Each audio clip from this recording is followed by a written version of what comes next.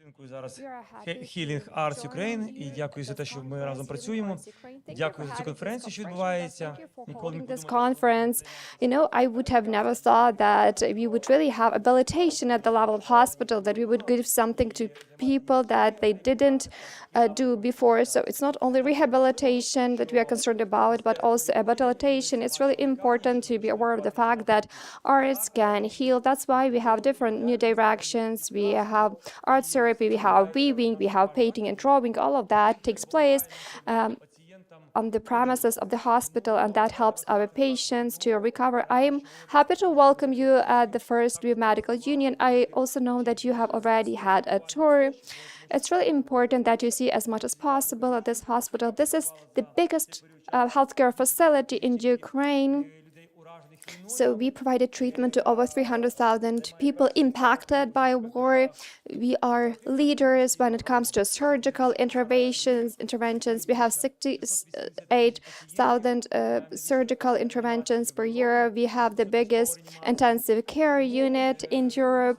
That is why it is a great honor for us to be the hub where people can interact, exchange their ideas, and to bring knowledge as well as to spread this knowledge. Father, that is why I wish all of you to have a fruitful cooperation. Thank you for the development of our network of mental health. My gratitude goes to Oleg. And of course, we understand that there is a great need to do this. We have a team of psychiatrists, psychotherapists, psychologists, and we know that they have been providing great support not only to the military, but also to our staff, because they also have this need. I wish you all the best and enjoy this conference. Thank you. Yeah, so I hope to see you later. It's time for me to see to some other work-related business. And now I would like to introduce our moderators of this panel. Will be moderated.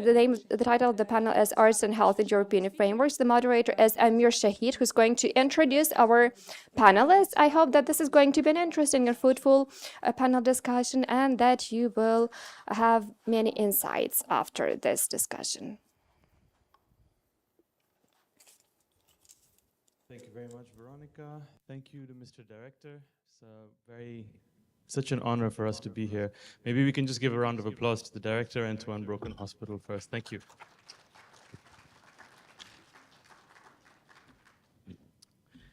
Wonderful. It's great to be here with you all today on the third. I'm losing track. We've had so many days. I think we're the third day today. It's a great pleasure. My name is Ameer Shaheed. I have an echo with me wherever I go. It makes for interesting audio effects. We should record a song like this. I think that's fine now, right? Yes, super. So, once again, my name is Ameer Shaheed. I'm working with the World Health Organization Regional Office for Europe. And my main focus is the Health Resilience in the Eastern Partnership Project, which is funded by the EU and which has allowed us to be here with you all today and to support Healing Arts Ukraine. It's my great honor to be helping moderate this panel today with really wonderful panel of 4 leading lights in arts and health from different perspectives. Each one of them brings something really interesting. Across Europe today, we're seeing a growing recognition of the power of arts and health, and we're seeing this extend to new evidence emerging, national strategies developing, policies evolving, increasing collaborations between the health and culture sectors and all the other adjacent sectors that are involved in this. Despite this, there are many questions that remain. We have discussions around what really it takes to make governments act. What is enough evidence? How do you truly make the kind of work that we're discussing sustainable and move from exciting, innovative pilot projects to regularly funded, supported work, particularly for artists who are often in such precarious situations? So how do promising local initiatives become part of national systems? And I'm really curious to hear from our different panelists today, not just from their perspectives, which span the EU, different European countries, the United Kingdom, but from the perspective of Ukraine. We have seen over the last few days so many interesting people gathered from different institutions, from different parts of the country, doing really exciting, often cutting-edge work like what we're seeing at Unbroken today. And yet the challenge still remains very much so over here as to how do we lift this up? How do we make this more ingrained at the institutional level and across the country? And how does arts and health become a normal part of life in Ukraine? And so I'm very curious to know how the international experiences that we'll discuss today can teach us about Ukraine's next steps. And so I hope to start a little bit by discussing the experience of our panelists, understanding how change happened at their levels, and then bringing it back to Ukraine and seeing how this applies to here. What can we do with these collaborations between different European countries and regional systems and Ukraine, and open the floor to all of our esteemed members here today, and to see how you reflect on all of this. I'm joined today by Monica Urian from the EU Commission, from DG EAC. She's been, in many ways, one of the leaders of arts and health at the European policy level. I've had the pleasure of working with her at the Open Method of Coordination, so the first soft policy piece in Europe, which has now led to a big publication on culture and health called Time to Act. And this provides really interesting frameworks, I think, for Ukraine, as well as other countries across the world. Sir Gregor Smith, we're very honored to have you here with us, and I know you have limited time, so please do let us know whenever you have to go, but we're really honored to have the Chief Medical Officer of Scotland with us, also an innovator in the public health space, a leader of what is called realistic medicine, a very interesting human-centered approach to public health in Scotland, and one of the global champions of healing arts and arts and health as a field. Angela Kennedy is a person of many talents and interests, and areas of experience, from trauma-informed systems. She's been working in the NHS for many years, focusing on mental health, has a deep experience of Ukraine as well, and has worked with many of my colleagues who are in the room here today, and also focuses on an area that I think is very interesting: compassionate leadership and human-centered approaches. And finally, Kornelia, who is probably the leading advocate of arts and health in Europe, working with Culture Action Europe, leading their culture and health work, and is an absolute force of nature, working across countries, regions, sectors, and looking at implementation strategies in a really interesting and insightful way. So maybe just to start, I'd like to ask each of you, by way of a brief introduction, really just a couple of minutes, if you would, just outline how arts and health figures in your work today. And I'll start with Sir Gregor, if I may. Well, first of all, good morning, everybody from here in a rather dull Scotland this morning. It's a huge honour to join you this morning for this session, and I'm really grateful for the invite to come and speak to you about our experience in Scotland.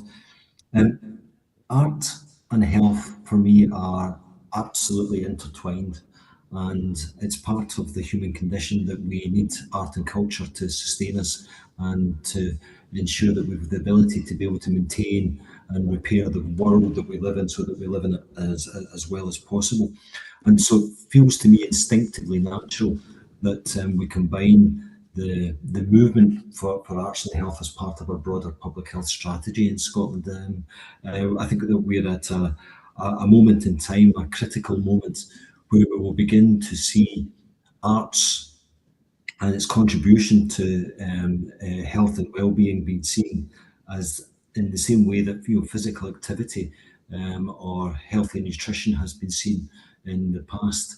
And in Scotland, over the past 2 to 3 years, we've seen this very energetic movement to ensure that as part of our broader approach to improving health across Scotland, and I'm quite happy to go into the reasons why this has come about, but to see this as being one of the critical parts of the way that we will begin to improve the health of our population and reduce some of the health inequalities that we see across our country as well. And I am here to hear from my fellow panelists about their experience and to learn from them, but also to learn from the experience in Ukraine, because I think that from what I have seen of the movement as it develops in Ukraine at this point in time, and I've heard accounts of particularly the trauma-informed approaches that have been taken there to use arts and arts therapy as part of your toolbox for improving health. Really keen to know how we can learn from you as well. Thank you very much. I'm really happy to hear that this was a theme I wanted to bring up in the discussion, and you've started with it, which is that in some conversations here we've heard a lot about what other frameworks and international research and situations in countries can bring to Ukraine, but actually Ukraine has so much to teach the world, actually, and trauma-informed approaches is one of them. We were discussing earlier, the word resilience is used almost too frequently nowadays, but if there's a country that has really learned what that is, that's Ukraine. So I'd love to come back to that. Monica, if you would just give us a little overview of your work and how it interfaces with the arts today. Hello, everyone. Thank you very much for the invitation. And sorry, I couldn't be with you. I would have preferred, of course, to be speaking from Ukraine. I'm connecting from Brussels. As Ameer said, I work in the European Commission in the Directorate General for Education, Youth, Sport and Culture. And I work in the small team dedicated to culture policy, also working in close collaboration with my colleagues from the Creative Europe program. So culture policy and culture funding go hand in hand. And in this capacity, I mainly focus on the file culture, health and well-being, as well as working on international cultural relations and artistic freedom. And if you see, all of these are connected, of course. And I had a great privilege to work in collaboration with Ukrainian colleagues for a number of years. I think events like these are very important. Indeed, as Sir Gregor Smith said, Ukraine is right now a laboratory from where we can learn a lot. So for us, at the European level, we see this as an exchange in the big European family. I have been working on the culture and health and well-being file since COVID times. Of course, COVID was a moment where I think public awareness grew in terms of what arts and culture in general can bring to our mental health, but more generally to our health and well-being, not only on the individual scale, but also at community and societal scale, since we were confined and we felt the lack of connection, and we connected in different ways through arts, through the arts. Of course, the file in the European Commission started a little bit before, since the European Parliament had proposed what we call a preparatory action, so a special type of project that is considered of significant importance on which we can later build policy, which was called Culture for Health, which was due to really awareness raising and lobbying from the civil society itself. And we started to implement this preparatory action, Culture for Health, in 2021, together with a consortium.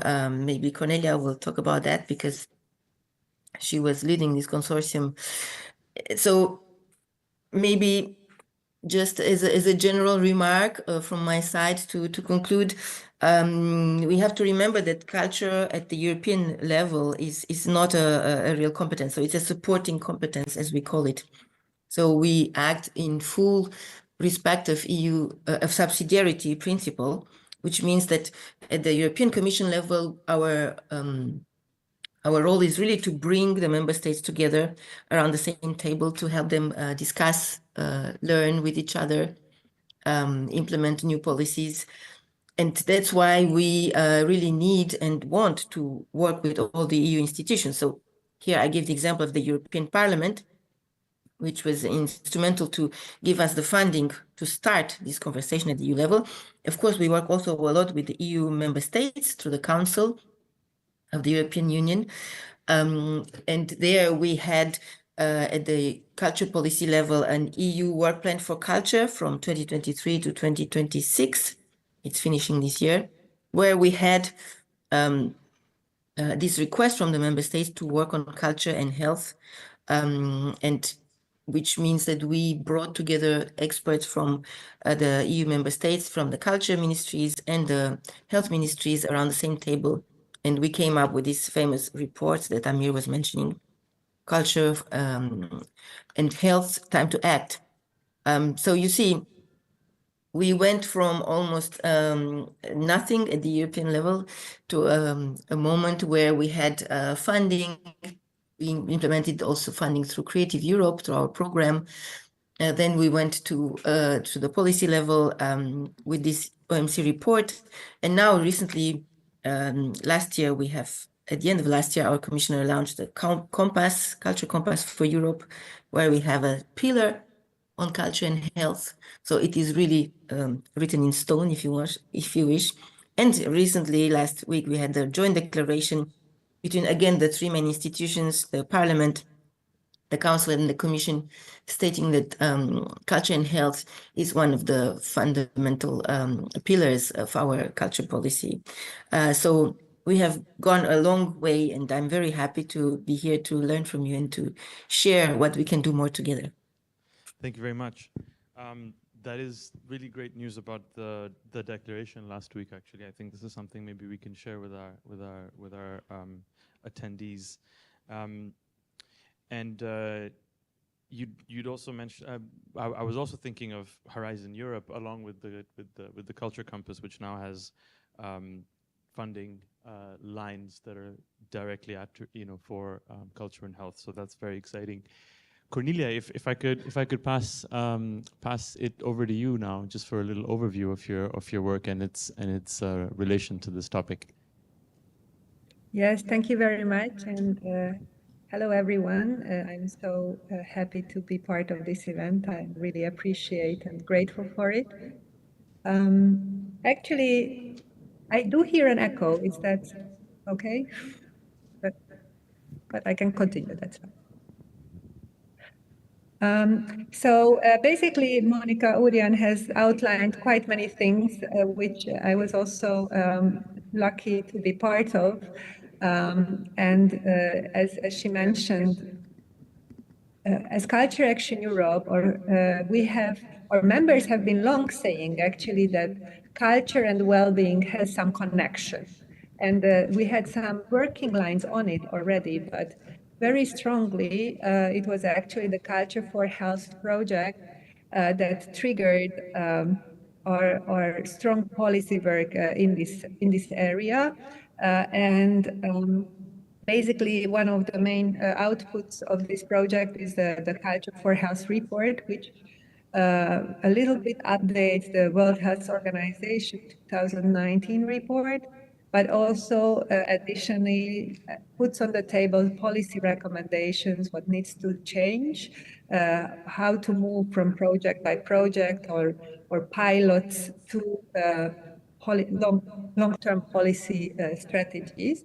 But of course, I must say the report that was mentioned afterwards, the Culture and Health Time to Act, which was developed by the EU member states, but where also an external expert, I think it is now, let's say, has brought it to a more advanced level as well, the thinking together. Another thing that I'm currently doing is that we have funded the Culture and Health platform, which is supporting artists in this interprofessional space of culture, health, and well-being. And it has 17 partner organizations in 15 countries. And it actually has also national calls for project implementations, but also European calls in which Ukraine is also included.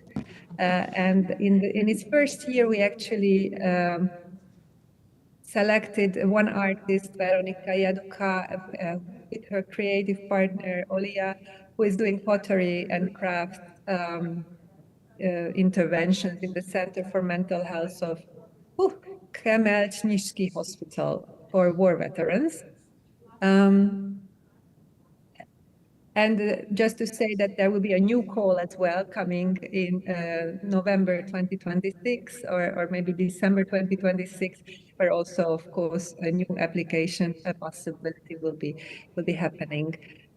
Another small thing that I'd like to mention that as Culture Action Europe, we are working together with ELIA, the European League of Arts Associations, and specifically the Lviv National Academy of Arts as well in the Ukrainian cultural exchange with the European Union project.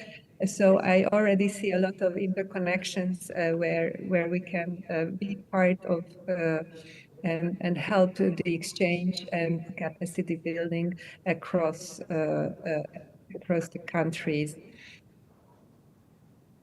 Yeah. Thank you very much, Kornelia. We'll definitely come. Hello? Yes. We'll definitely come back to some of these opportunities, which I think would be really important to share with everybody here. The European League of Arts Association, the Culture for Health platform, and Horizon Europe, of course, and other very concrete ways in which Ukrainian arts and health practitioners can be involved in European opportunities. Before we do that, I'd love to pass it over to you, Angela. It's lovely to see you, and I know that you and everyone here would have loved to have you in Ukraine for this version of Healing Arts. I know you've been here many times in the past, and so we'd love to hear a little bit about your work, including whatever you've done in Ukraine and what you're up to right now with regards to arts and health. Thanks. Mm-hmm. Hi, yes, I'm a clinical psychologist by profession and spent a long time in the NHS working with people with severe mental illness, but very quickly realized that they were mostly traumatized individuals, either through direct war, abuse, or intergenerational trauma and inequalities. And I think seeing the world of mental health differently has always kind of freed me up a little bit to think about really integrating practices. And outside of the clinic room, I was engaged in kind of trauma-informed system change in the NHS for a long time. That put me in the position to organise, commission and deliver COVID response for our health and care staff across our region. That was the first time, though, where we were really able to integrate creative approaches in the arts much more directly into the offer. And that meant that the offer was then a lot broader than simply, let's get your PTSD symptoms down. It became also, how do you create a safety net for staff? How do you prevent burnout from happening? How do you help people to re-find a rewarding work in life after they have hit a wall and they can't do that job anymore? So it was really helpful, but as you know, that's been scaled back a little bit. At that point, I then took my my exit from the NHS. I'm now retired from there and I work freelance, all now in the arts and health space in one form or another. My own kind of development areas are around dance and trauma, and I make films representing trauma more creatively and adequately in safe ways, and developing guidance for how to do that. But also supporting leaders to really help create a sustainable system for this, because if there's anything that I have seen is how hard it is, not just for system change to be properly embedded, but for things that are seen as superfluous or nebulous or not really scientific enough to properly have sustained funding, to have its value seen as equal. So projects die, they scrabble for money. It often means that only the wealthiest organizations or people are able to continue well. And I also think that when it comes to arts and health, whilst I absolutely agree, and some of my research, particularly around suicide recovery, is how valuable it is. I think some of us trying to match the kind of mental health outcomes in the same way is a little bit misguided, because arts are a core part of our humanity. It's how we've always healed and protected ourselves. But if all we're looking at is symptoms, we're not only diminishing the arts therapy field, the medicine field, we also diminish the arts through saying that that's its only value. What about art for activism? So for me, those things are really important in my practice, and that's what I help leaders to shape. Thank you. Thank you very much, Angela. That's really interesting, and I'd love to speak with you a little more later about this, how you're able to speak to leaders, how you're able to enable change, particularly with regards to this almost this evidence battle that we are all engaged in all the time about, you know, are we matching a typical mental health program or a trauma program? Do we have to use the same language? That's a question I'll definitely come back to. And actually, I think it's related. So my question now is around what you see that really makes a difference at the different levels in which you're working, right? We've got within the EU framework, within a sort of official regional institution, with all of its bureaucratic hurdles and administrative realities and political ones. Then we've got, you know, the, let's say, real world politics at the level at which, Sir Gregor, you must be operating and seeing every day. Not only as chief medical officer, you have to make decisions about allocating resources that are essential, but also you know what really happens behind closed doors. And you know, Kornelia, you're doing this in a sort of third space between, you know, governments and actors and everything in between. And Angela, both within the NHS system, but also in hospitals and also with leaders. So maybe I'll pass it to you first, Monica, just to give us a sense of well, what you saw as being the most powerful strategies. You mentioned things building very patiently, actually, one upon the other. But yeah, any other thoughts you have and how that could help us sort of think through how we build this in Ukraine? Yeah, thank you for the question. Indeed, you need patience when you want to work in the culture and health. And I think any intersectorial collaboration, which is not an obvious, how to say, collaboration from the start. I mean, you know, in culture policy, we have worked on what we call mainstreaming culture in all EU policies, which means bringing elements culture in everything that the EU is doing, from trade to maritime affairs, because there is underwater heritage, or research, but let's say health was really sort of the last element where we needed to do that, because it's not a natural combination, let's say, despite what Angela was saying, and with which I totally agree, which is that arts have been there since the beginning of humankind to heal us individually and collectively. So I don't know why we lost this in the process, this connection. But now we have to restore it in terms of policy and funding.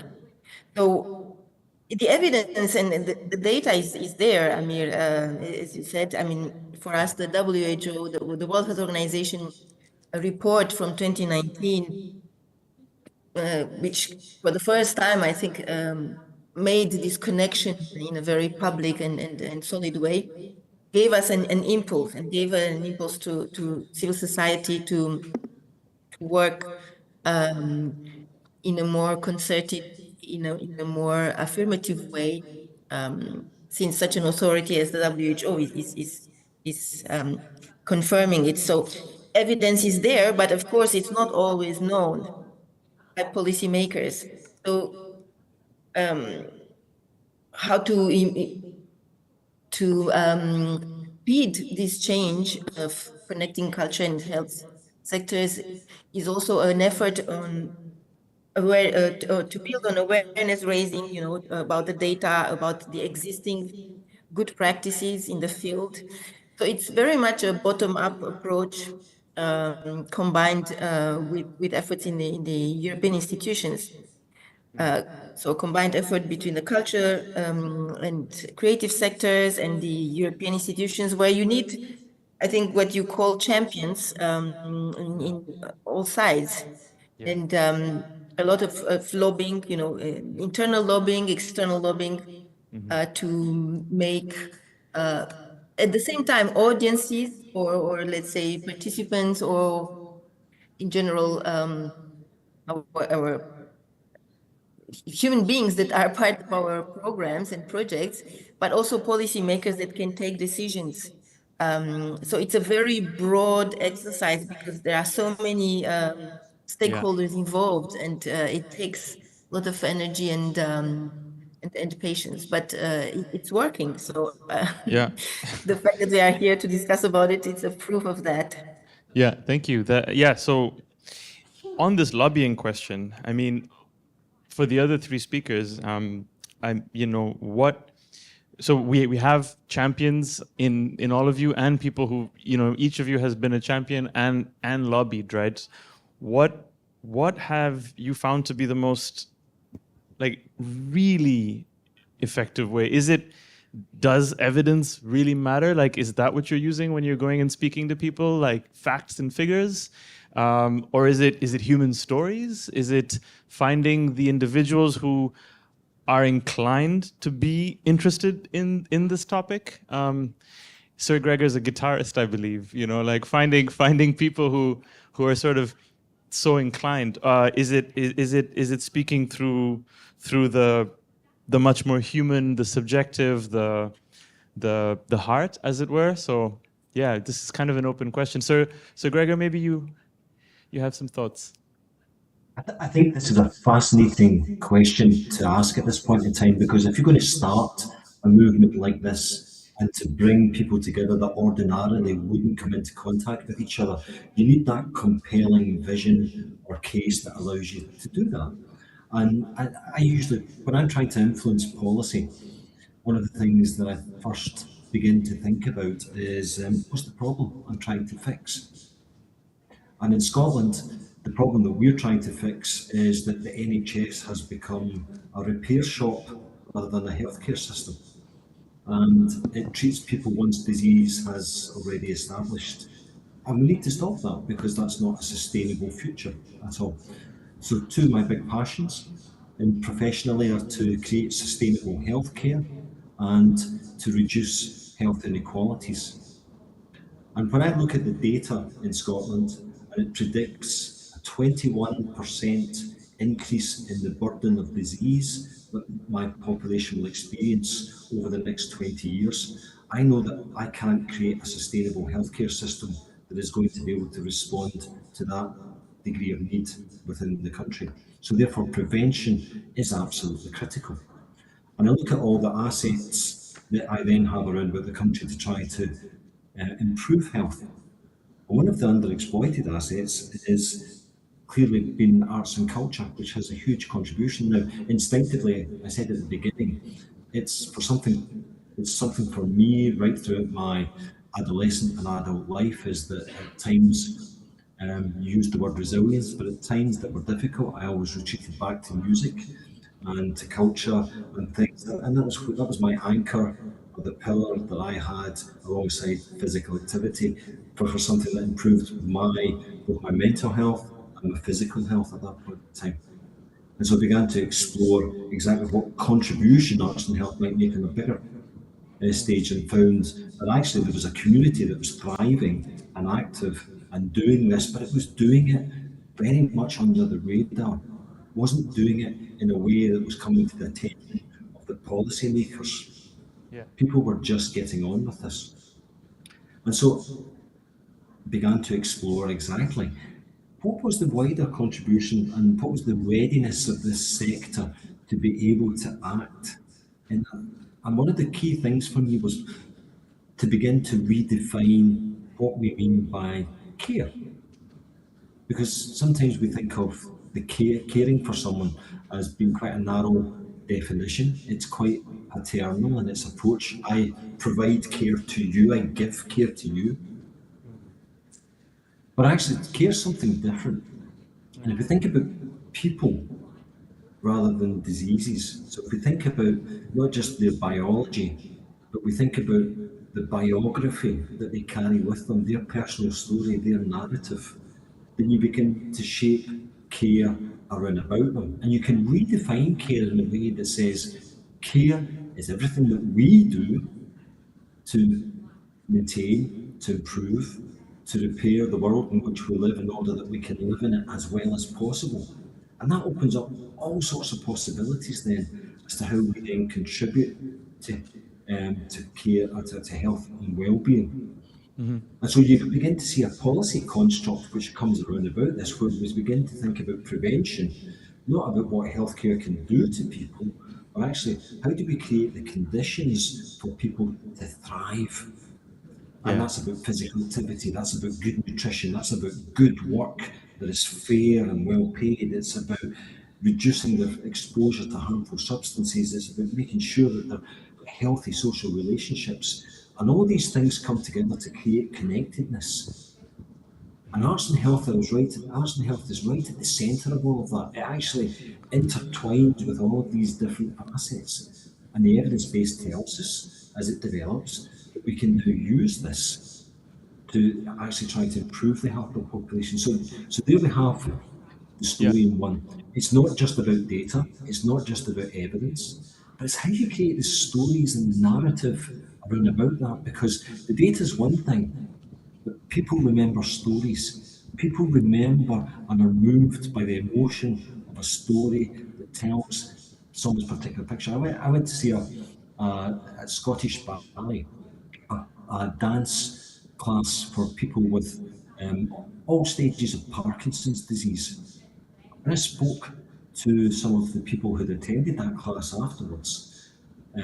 What I saw was two things. First of all, the joy that they got from being able to express themselves in that environment, but the connectedness that they had with each other and with their therapists, and the additional benefit they got from that as well. And I could then tell you stories about, no end of other classes that I've been to see in different parameters, and that's how you make the compelling case. Yeah, thank you. It's interesting. I find myself asking this question, and I've spoken with a lot of Ukrainian colleagues here, and there's this, I suppose, a very understandable cynicism sometimes in people about, well, this sounds great, but is this really what's making a difference behind closed doors? Is this really? And I mean, what I'm understanding from you is that, yes, actually, redefining problem spaces reframing narratives can truly make a difference. Would you add anything to that from a more, let's say, realpolitik perspective, or? Healthcare is wonderful. Healthcare has gone. The technology that we're now able to deploy in healthcare is absolutely incredible, and it's keeping people alive for longer. But it's keeping people alive for longer, not necessarily in good health.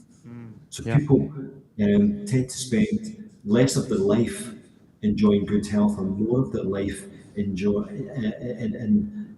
carrying the burden of diseases and treatments that they carry with them. Yeah. And I think that for me is one of the great conundrums that medicine has to face now and into the future.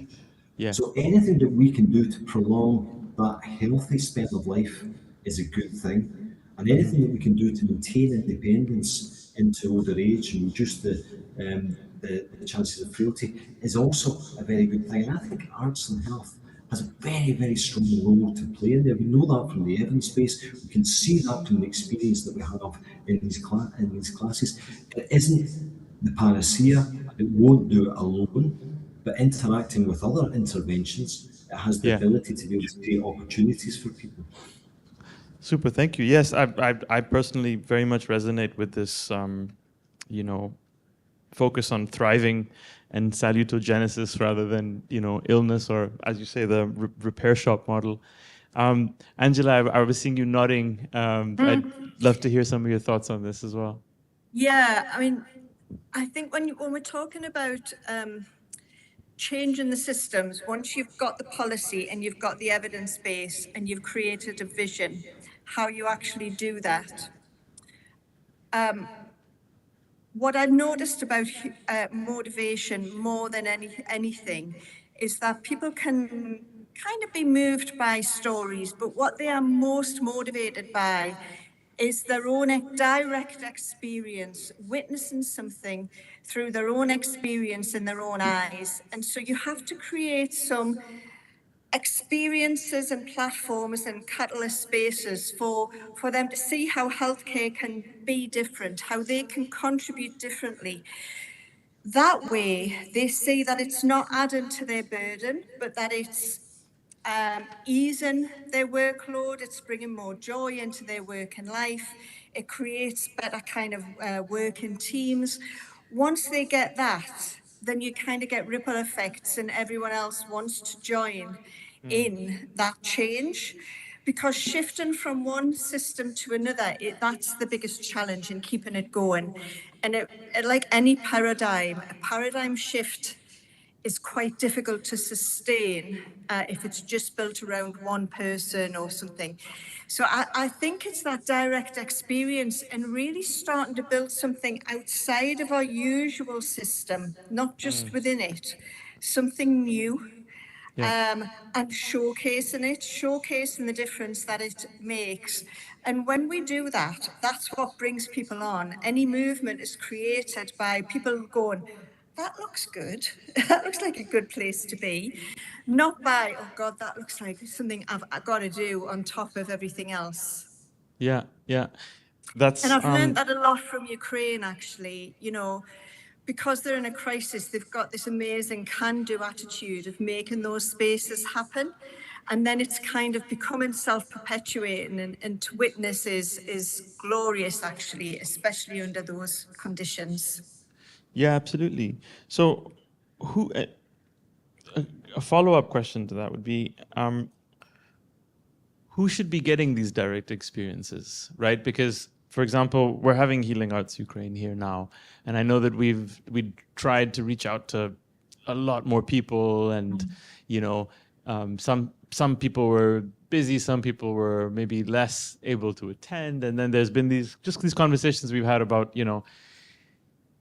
are we trying to give this? Should the focus be that this direct experience is really taking place, out in public spaces and in all the different places, online platforms and different ways to reach, as many people as possible, versus trying to target specific individuals and leaders and decision makers and giving them those experiences? That's a debate that's gone on for a long time in you know, my world of mental health. I think we need a bit of both and to see what's working, because it's coming at it from different perspectives. I think one of the challenges is when you've got a limited pot of money or limited energy or time, you think, well, it has to be either or. How do you have a win-win mentality so that you go, how can we have both and? When you ask that question, it's a different question to present to the system. How can we have both that and that? And I do think it comes down to partly addressing issues of power, if I can raise that. I'm going to talk about healthcare because it's what I know about the most, but people have careers invested in a certain way of doing things. They know that that's their kind of salary and everything is based around that. I went to one exec team and talked about some of this different kind of approach, and I was talking about how much good bottom-up work is happening. I said, but really we need leaders to start coming forward, because otherwise there's still a them and us. It's not a common humanity approach. And they said to me, but we don't have anyone in our leadership team who has any trauma histories or anything like that.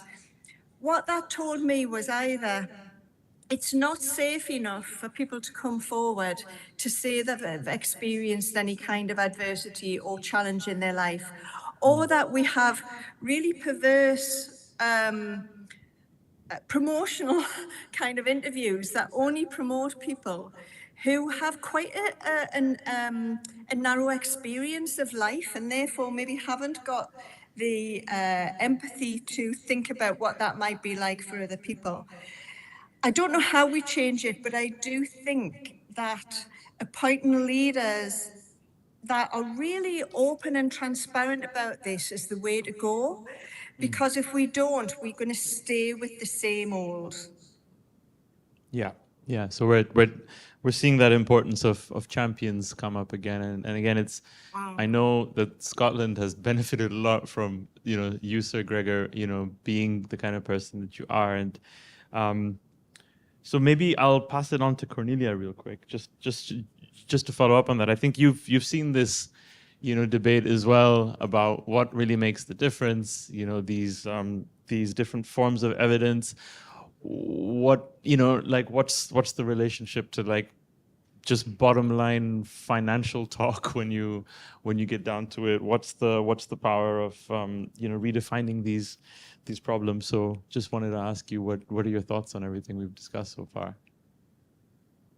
First of all, I just want to say that I fully agree with Sir Gregor Smith, Angela, and Monica, and I'm trying to put on top of what you have been saying some new, or maybe open it up more, that was also said by Angela, actually. So definitely, of course, storytelling and immersive experience is helping there. I would say a little bit less online, more live.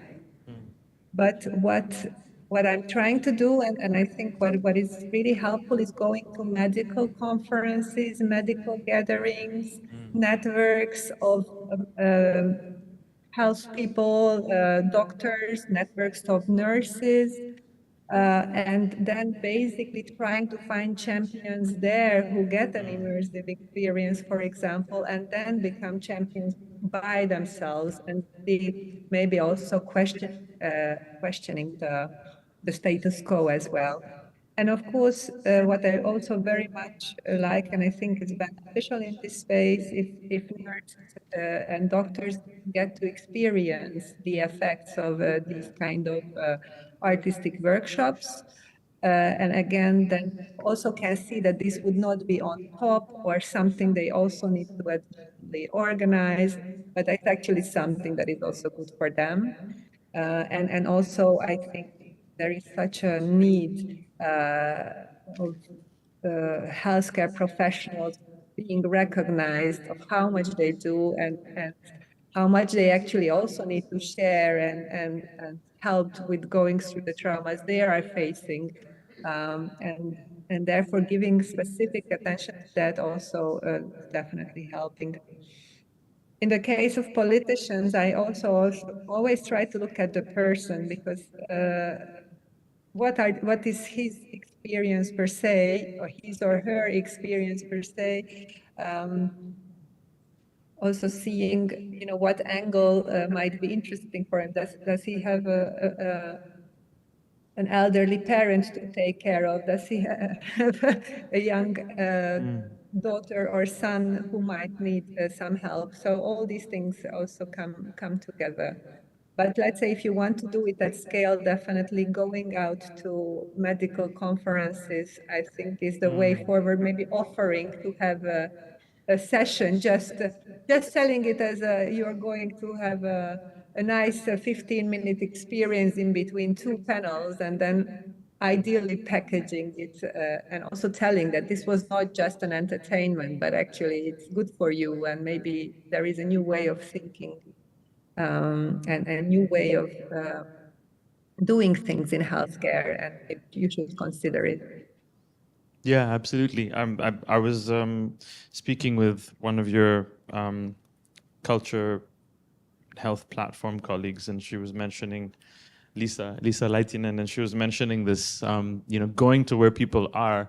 So we can have our own events, but actually, finding where are medical, practitioners, medical policy people going, where are the cultural people going, and how can we bring this to all of those different spaces, and caring for the carers is really important too. I think that's probably as important or even more important in Ukraine with this extremely overburdened health system. Everybody's doing the best they can with limited resources, working way longer than everybody should, and that probably also applies to the culture sector in many ways, and certainly to artists who are some of the most hardworking people that I've met are and very little supported financially. So I think that's very true, and I'm also getting the sort of importance of specific lobbyists, like who are passionate, like you are, and specific champions. Maybe we can move this over to Ukraine a little more. I'm seeing people are paying a lot of attention to this conversation. Maybe some people are like falling a little asleep too. So maybe before we do anything else, I'll ask us all to just get up for 1 second, so we can wake up a little bit, guys.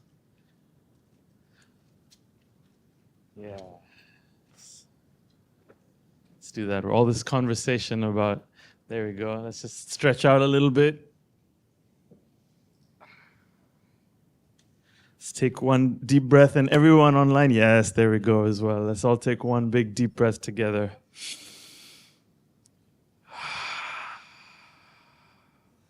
Maybe one more, that felt good. Lovely. All right, now we're ready. All right, folks, so let's think a little bit of, what were you saying? What was that? Now it's time to dance. maybe right after. Yeah, yeah, little dance. So I'm really curious to also give time for you all to speak with our wonderful panelists. But this conversation about how all of these lofty things that are taking place at the EU level, at the country level in the UK, how they apply to Ukraine. So I know, Monica, so maybe we can just discuss a little bit concrete opportunities that you already are aware of, right? So we've spoken a little bit about some of those frameworks. There's obviously a big question about, the EU and Ukraine, but what to you, Monica, are the 2 or 3 top things that people here should know about with regards to whether it's Creative Europe or whether it's DG ACT directly or Horizon Europe? What are a couple of things we should be aware of? Well, again, it's about policy and funding in parallel because they go hand in hand, as I said. So in terms of policy, you know, Ukraine being in the accession negotiations, the country has to align with what we call the EU acquis communautaire, you know, all the EU body of laws, regulations, directives, etc. And in these negotiations, there is a chapter 26 on education and culture. Of course, in culture, as I said, since we don't have a real competence, just a supporting competence, there is no real law except the audiovisual media services directive. But there is an interest from the Ukrainian Ministry of Culture and Strategic Communications to align with everything that was produced at the European level in terms of culture policy, which of course includes now the cultural compass for Europe, this joint declaration, culture, Europe for culture, culture for Europe, and all the reports that we have produced, among which this report called Culture and Health Time to Act. So all this body of work doesn't have a compulsory nature, as I said, but it has an indicative nature of where the Ukrainian culture policy is supposed to go if it wants to be integrated in the big EU family. So that's it, one thing. And of course, in the terms of funding, we have the Ukrainian facility and the Ukrainian plan, where there is a section in human capital that includes culture. And this was co-created between the European Commission and the Ukrainian government. So I think Ukrainian organizations that want to get involved in this area, they have a tool to say in this human capital section, we can get funding for culture and health projects. But of course, if we go back to the European Union funding tools, as you said, Creative Europe is, of course, open to Ukrainian participation, and we had even specific calls for proposals for Ukrainian projects. One in the past that I worked with was called Culture Helps, and it was dedicated to supporting mental health of Ukrainian culture professionals. And there are, of course, every year calls for proposals where Ukrainian cultural organizations can apply in consortiums with other European Union and other Creative Europe organizations, because, you know, Creative Europe includes 41 countries, so it's bigger than the EU, and Ukraine is included in the program.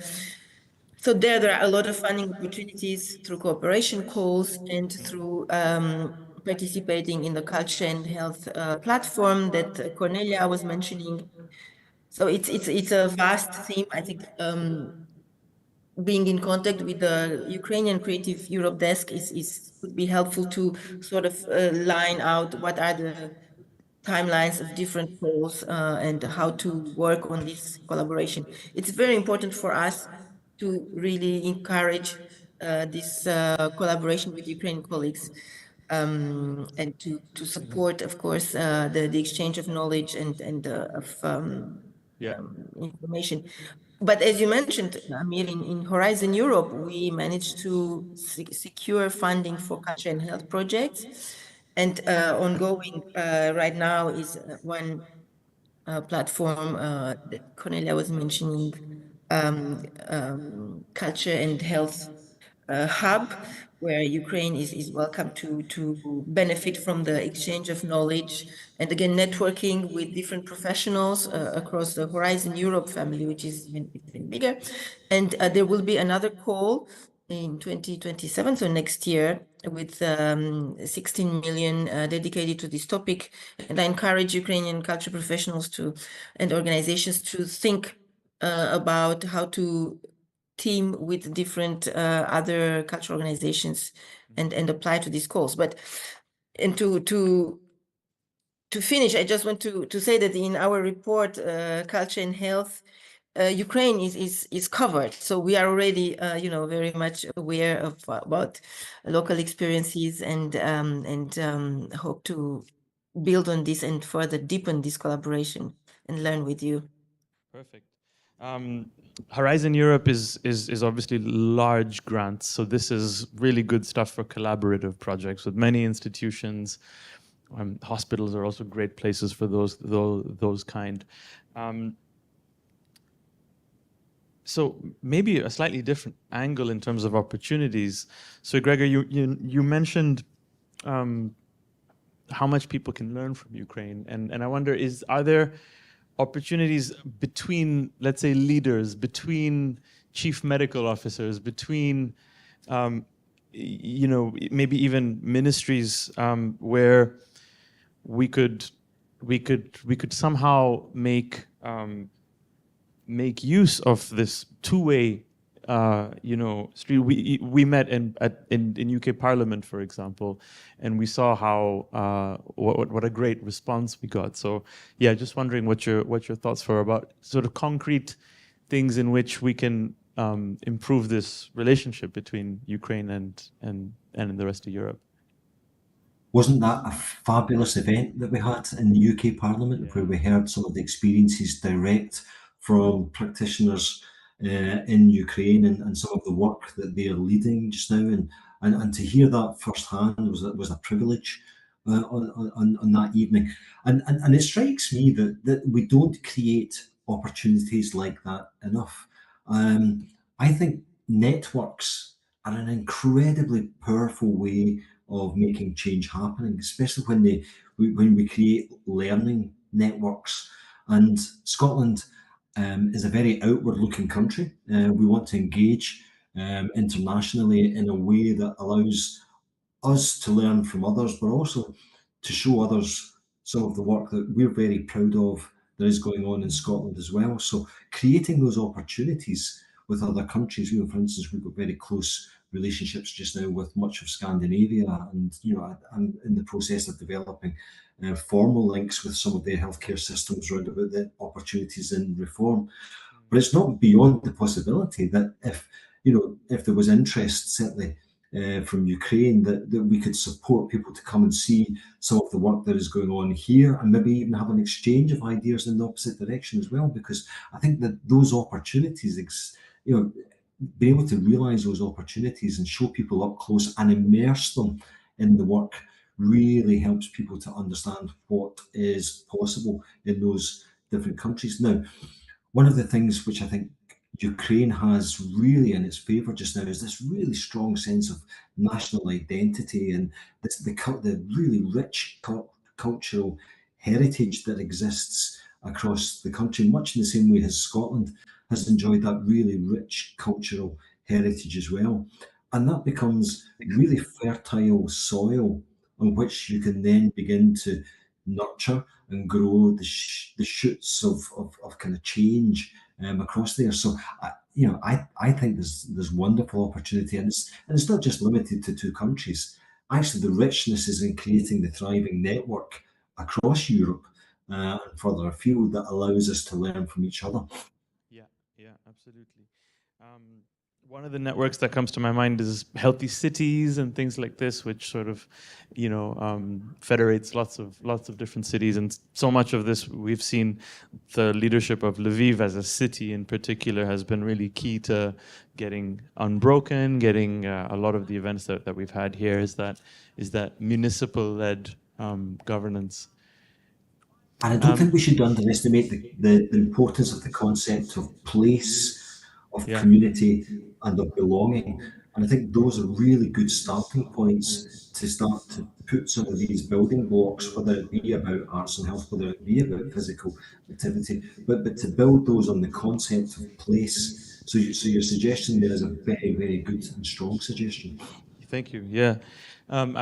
So I wonder, Kornelia, you have very concrete things that you're doing right now, and I know that you're very interested in what's happening in Ukraine. You've mentioned a couple already, but maybe you could just underline them again quickly, for our audience. What should they be looking out for with regards to the culture and health platform, and anything else that's come across your radar right now? And also, again, in this two-way sort of approach. So what can go from here to help sort of inform the wider arts and health world?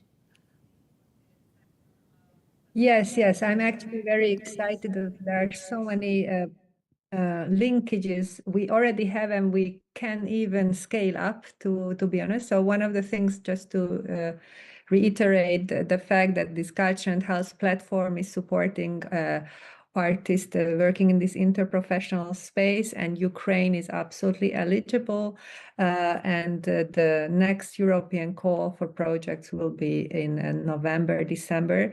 But I'd like to also say that we have actually so much capacity building and training on our website. And if you look at the events tab on the cultureandhealth.eu, so it's cultureandhealth.eu website, if you look at also past events, so if you click on that button, you actually have the recording of all previous capacity building activities, but also, for example, artist roundtables, where a more experienced artist is sharing their practice of what worked in their field. And just listening to that is also a very good way to increase knowledge and learning from each other, and of course also finding contacts. Another thing that I already mentioned, but I want to reiterate, that this Ukrainian cultural exchange with European Union project that is led by Elia and Lviv National Academy of Arts is partnering it. There, Culture Action Europe has a role more of a networking part, but we have had already 2 very, very good meetings of seeing how what they set out to do is actually very much linking with the new European Culture and Health Hub, which is a EU-funded Horizon coordination and support action that already Monica mentioned, and you might not really find a lot of things about it on the internet because it's just started 1st of June. The website will be up by August. So that's when you can find a little bit more. There is only, let's say, a press release, which you can find on EuroHealthNet's website.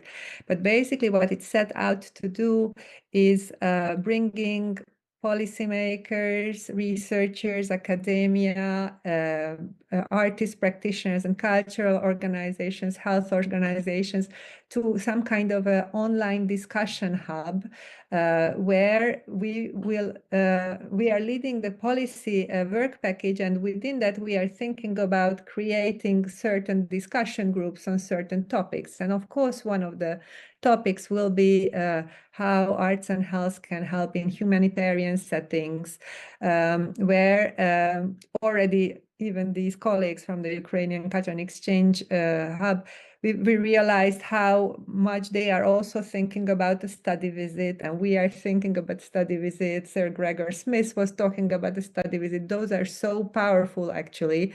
And it's kind of sad that even finding a host is easy, but are we really talking about a couple of flight tickets and a bit of accommodation, which is kind of like preventing, let's say, scaling this up? So I think that we should really find a solution to that. But some of these opportunities that are already funded by the EU are really helping to do that. So we are actually even thinking to through this UAX project to bring Ukrainian partners to a study visit, maybe to Copenhagen, because we anyway will have our very first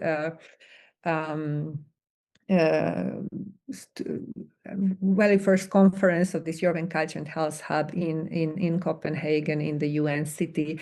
So we should definitely put together and talk about it earlier, so there are not a lot of scattered small interventions, but rather together, and scaling it up, I think, is a very useful thing.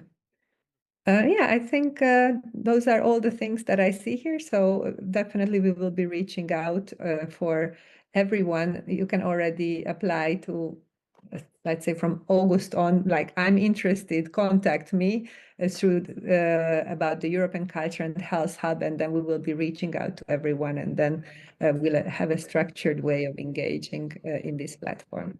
Super, super. Perhaps you could share a couple of links with us, in your time, and we can then share it with all the participants here. Angela, you know Ukraine, relatively well now, and you've also been, working in the UK and in many other settings. What would you like to see next? You yourself are a bridge between these, different countries and regions. What would you like to see, taking place next in building this exchange? Well, something concrete that I think would be really useful is to showcase some of the projects in Ukraine, in the UK. I think building on what Sir Gregor was saying, it's important that we have that exchange of ideas, exchange of learning, and I'm a big fan of learning networks. That's something concrete that we could do. I don't think people are aware in the UK of the extent of innovation and advancement that's happened in the last few years, and I think they would really get a lot from that. And yeah, because and I appreciate that would take time, but I think that would go down really well. I think there'd be a lot of interest, and I think that would help us here. In terms of what would help Ukraine, I don't know, maybe they need to tell us that, what would be most helpful, and I can catch up with Veronica about that later. Yeah. Well, I think that's a great segue to sharing this platform together now, and I'd love to invite everybody here to share your thoughts, questions, just general feedback, anything that's coming to you right now based on this discussion. And you can either address it specifically to anyone here or keep it as a general question, and we see who kind of wants to respond, including maybe some of the people in the room want to respond. So yeah, open forum. Who is brave and wants to ask a question or just voice a thought? See one person here. Perfect. Maybe I'll just pass this over to you. For Ukrainian.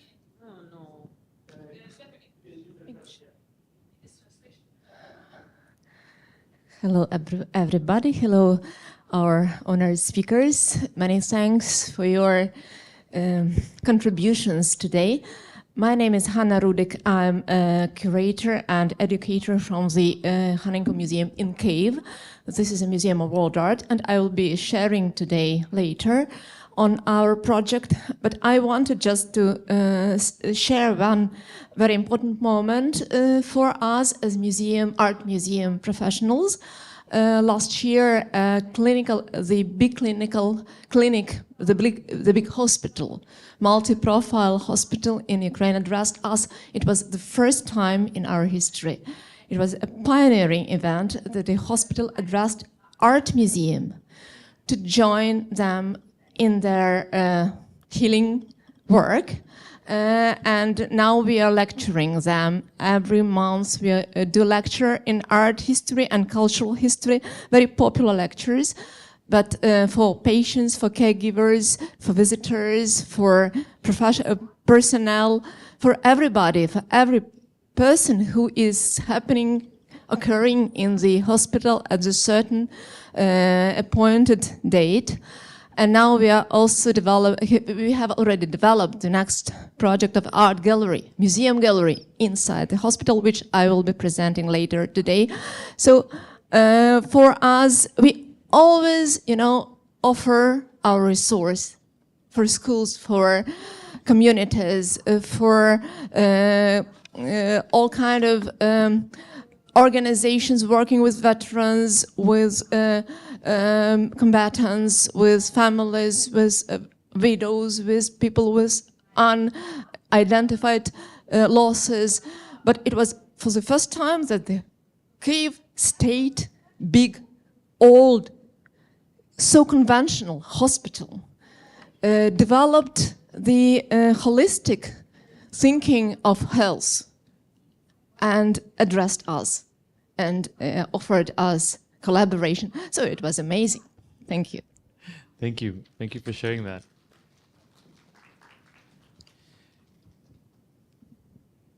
Yeah.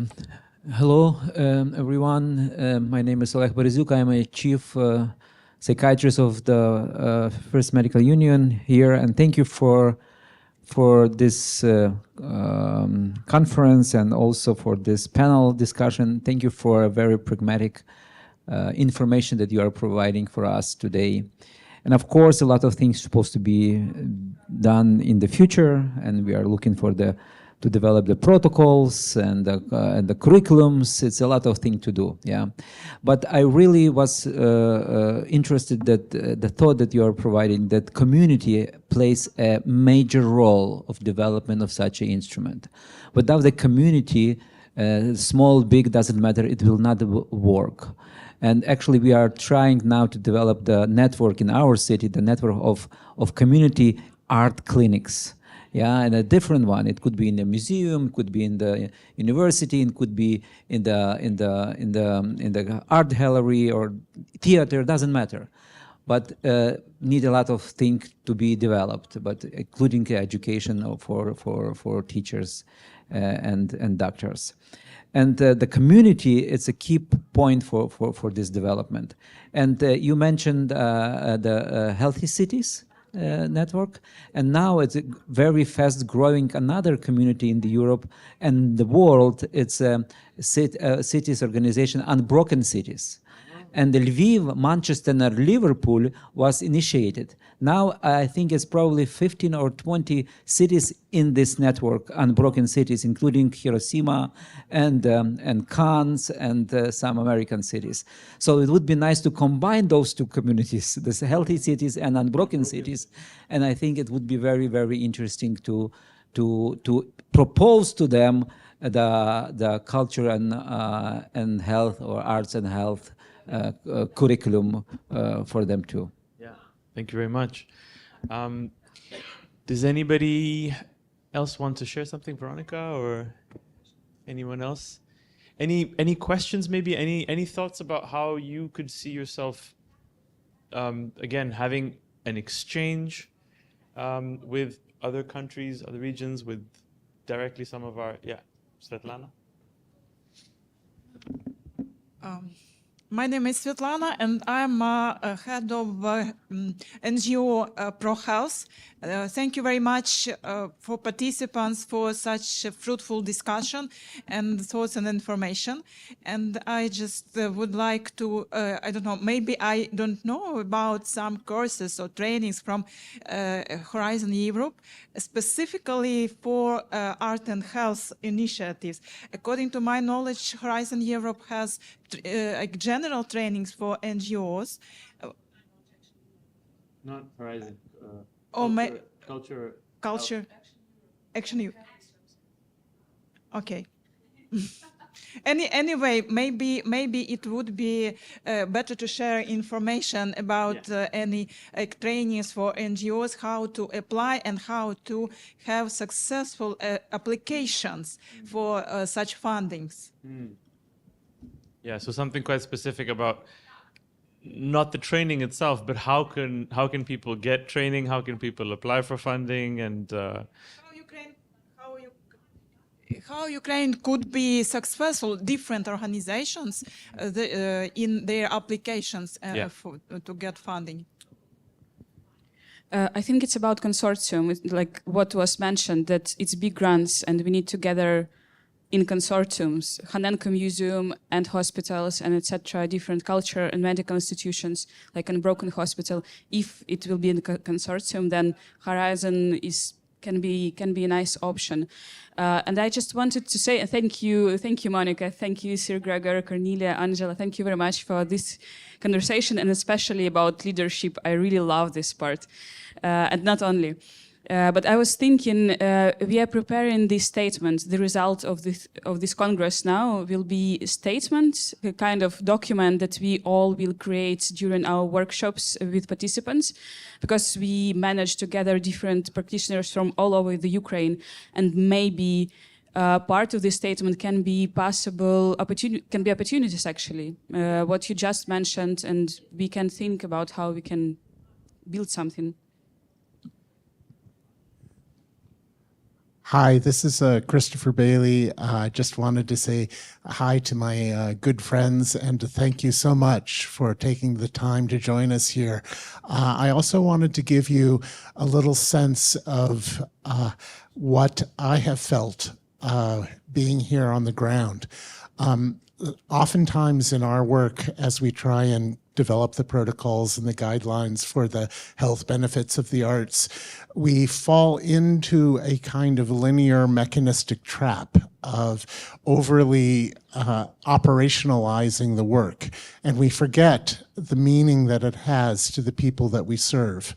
And Sir Gregor talked a little bit about it as well from the Scottish context and the deep, rich heritage. Here, when you are fighting an existential war of colonial domination, one of the dimensions of the struggle is culture. And one of the existential threats is the elimination of identity and culture.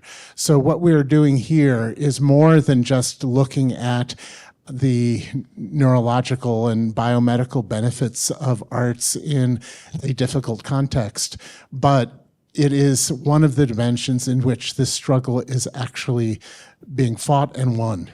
And so it's more than just a useful tool to convince the medical community of. It is essentially fighting for what it means to be human. Thank you, Chris. Yeah, round of applause. Anna? Up here. There's a...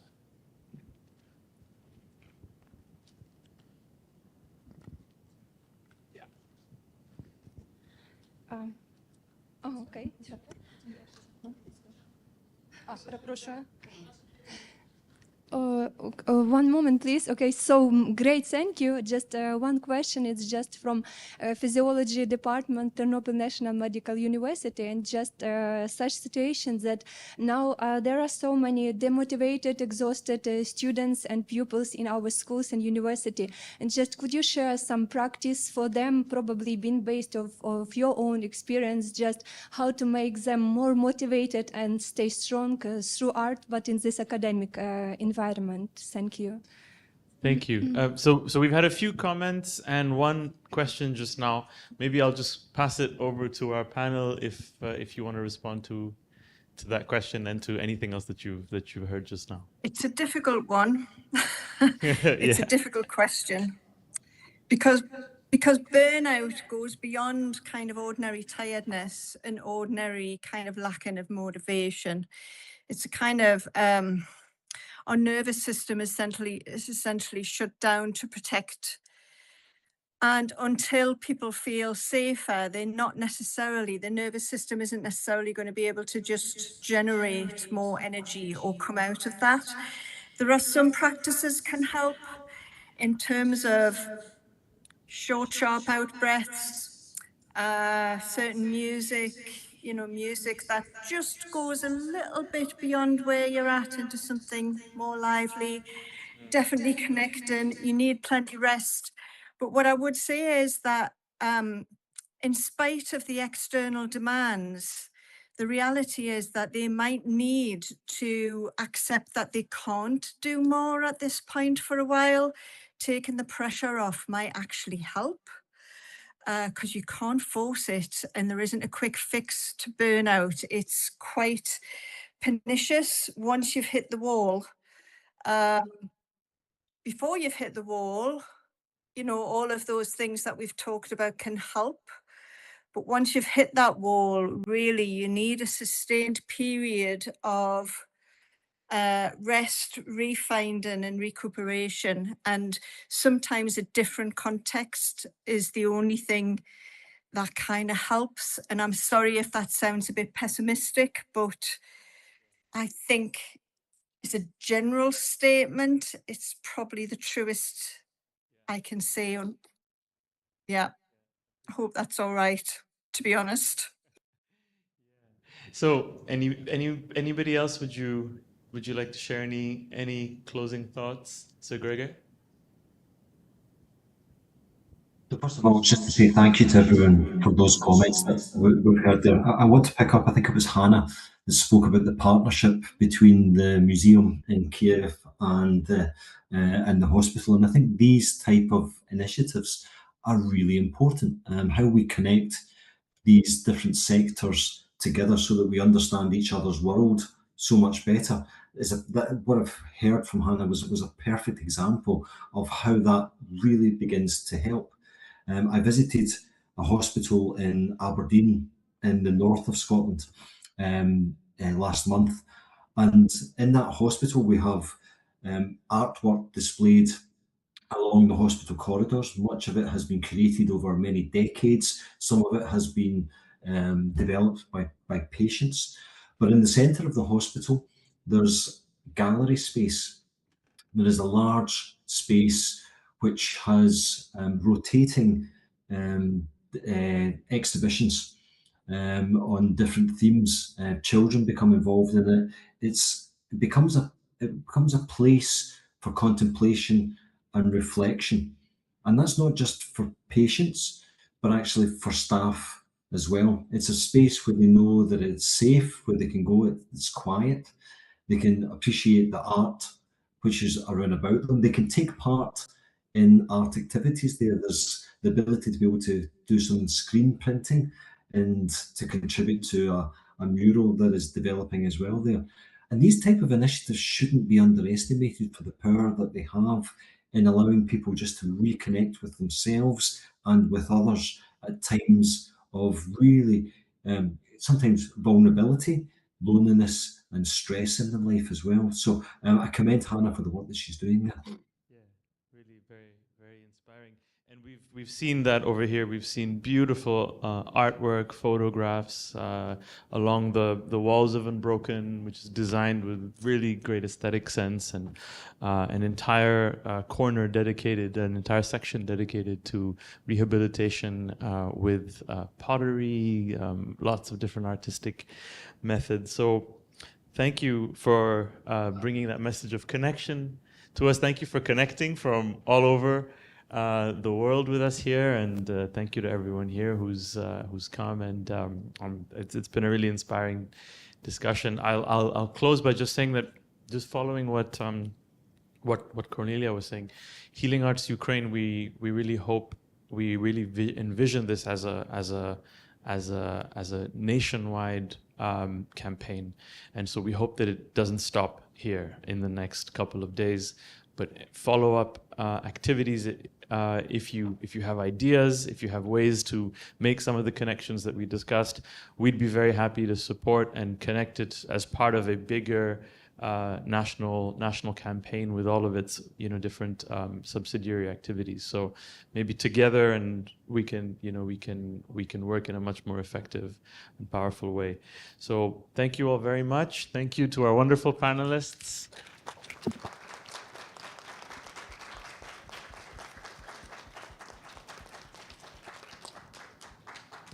And look forward to seeing you all, hopefully in person, with our Ukrainian colleagues coming to your countries and maybe having study visits all over here.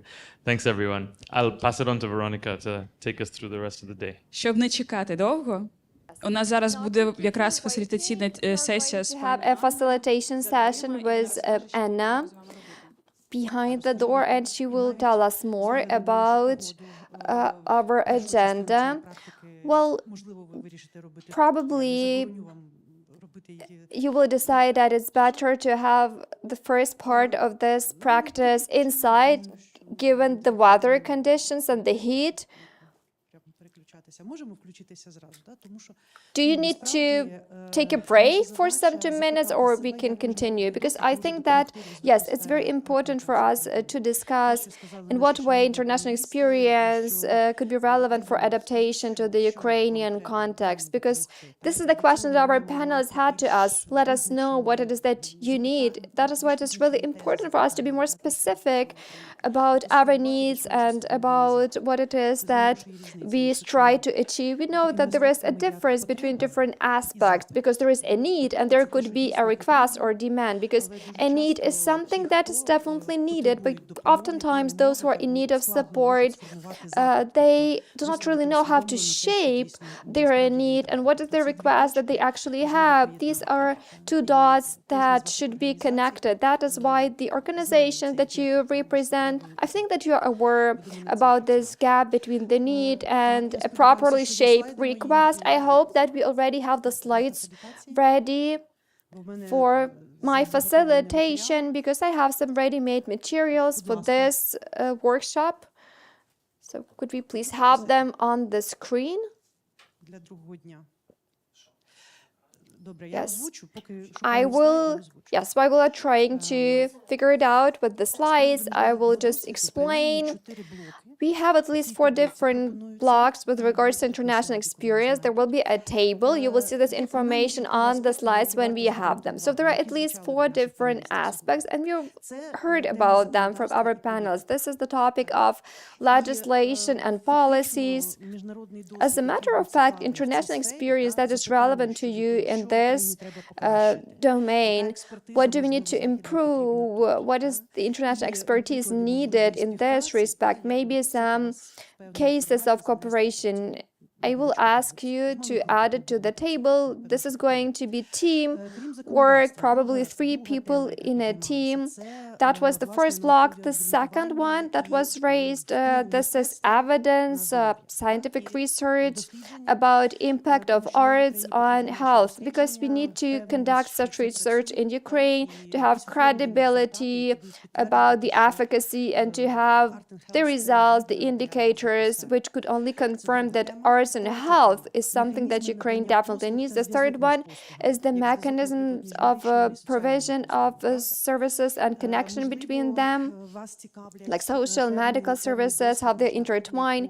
Maybe you are interested in international experience about how to combine these approaches, how they are brought together into one system to make a more fulfilling life for people. And the fourth one, the most relevant for Ukraine, support practices given the war context, because we have military men, we have veterans, we have the civilian population, of course, but all of us have been impacted by war. So if yesterday or today you heard about any practices, could you please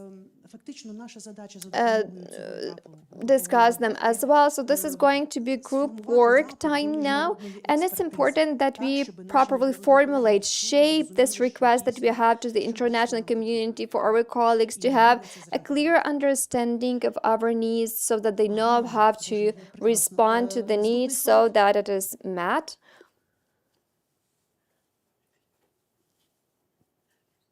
So,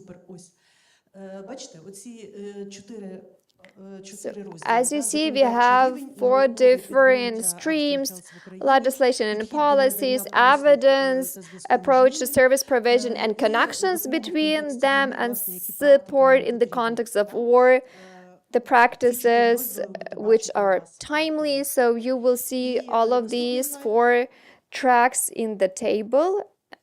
And the next slide, there are 3 questions that I have to these 3 tracks, 3 vertical questions, This is the table that serves the purpose of facilitation of this process. It doesn't really mean that you need to fill out all the fields, but this is just some foundation for you so that you can rely on this template discussing the topic. Now, please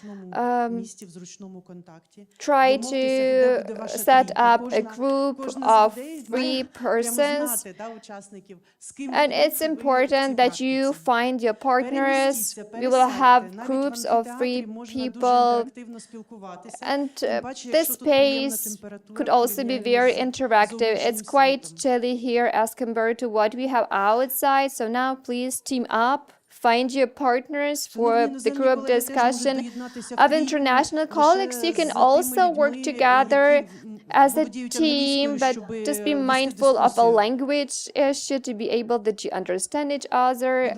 So find somebody who speaks English.